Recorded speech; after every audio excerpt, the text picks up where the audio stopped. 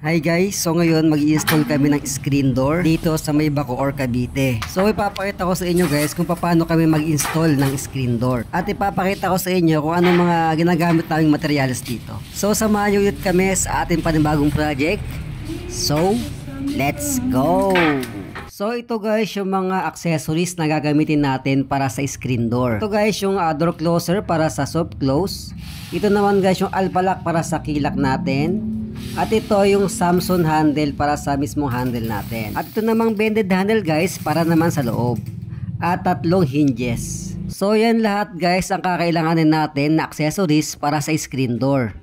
So ang first step natin guys, ikakabit muna namin yung pinakahamba neto. At gagamit tayo guys ng metal screw na 8x3 para sa pag-fix sa mismong hamba. At kailangan natin guys gumamit ng level bar para sa pagpantay na mismong hamba. So 6 na metal screw ang nilagay namin dito. After ma-fix namin guys yung pinakahamba, ay ilalagay naman natin yung hinges o bisagra nito. So 3 hinges guys ang ilalagay natin dito. So sapat naman ito guys para buhatin ang screen door. Kasi magaan naman ang screen door. So ikakabitan natin guys yung pinakapinto. At kailangan nakalapat yung pinto sa hamba para hindi naka-twist at naka-align siya. So ang diskarte dito guys, bali i-rebit muna natin ng isang peraso yung taas tsaka baba. Para malaman natin kung pantay na yung pinto. In case na hindi siya pantay ay mariremedyohan pa natin siya. So pantay naman yung pagkakabit namin kaya ipipix na natin.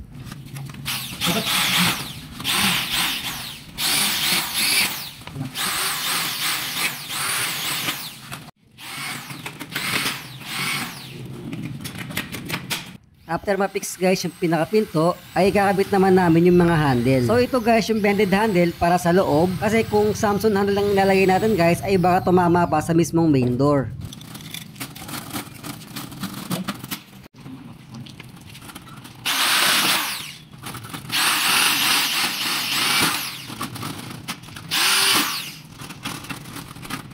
Gumamit din pala ako dito guys ng JW bumper para sa mismong bumper o tatamaan ng pinto natin. Ito guys yung magsisilbing stopper ng pinto para hindi sumagad sa loob.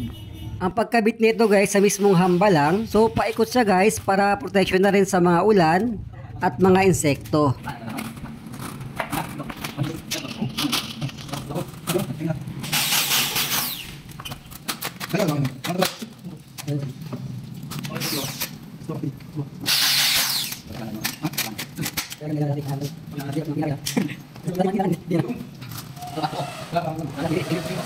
Next naman guys, itong handle sa labas. Ito guys yung Samsung handle. So pwede rin naman to guys yung bended handle kanina. Pero mas elegant kasi itong tingnan guys sa labas pag Samsung handle ang gamit natin.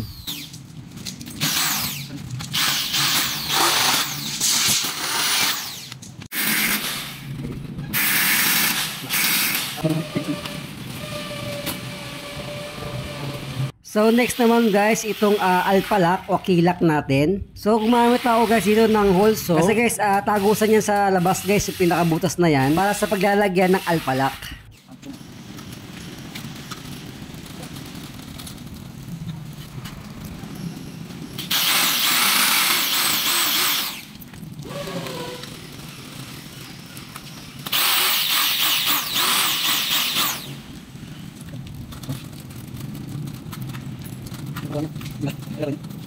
So next naman guys, itong door closer. So ito guys yung soft close o auto close ng screen door. So madali lang naman to ikabit. Yung isang side ay ipipix mo sa mismong concrete at yung isa guys ay ipipix mo rin sa screen door.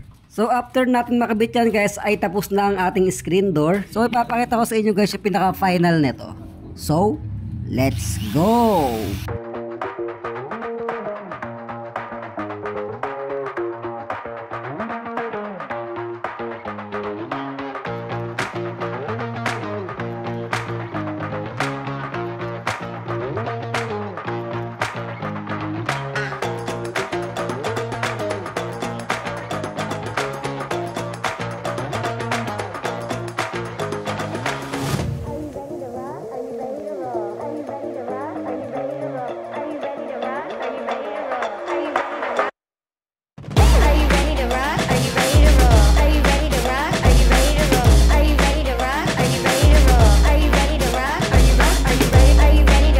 So yun lang guys, at sana may natutunan kayo sa ating panibagong project. At syempre huwag nyo kalimutan mag-like and subscribe sa ating YouTube channel. Syempre para updated ka. So yun lang at maraming salamat. Ingat!